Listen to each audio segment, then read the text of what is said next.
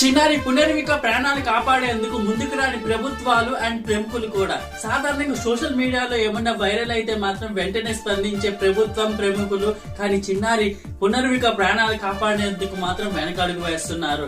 చిన్నారి పునర్విక ప్రాణాలకి ఉంది కేవలం 1.5 సంవత్సరం మాత్రమే. ఈ 1.5 సంవత్సరంలో 16 కోట్లు విలువ చేసే ఇంజెక్షన్ వేస్తే మాత్రమే పాపం మా చిన్నారి ఏ బాధ లేకుండా బతికి బయటపడుతుంది. కానీ ఇప్పటి వరకు ఎటువంటి ప్రముఖులు అండ్ గవర్నమెంట్ కూడా స్పందించలేదు, ఆర్థిక సాయం చేయలేదు. కొంతమంది చేస్తున్నా కూడా అవి ఏ మూల కూడా సరిపోవట్లేదు.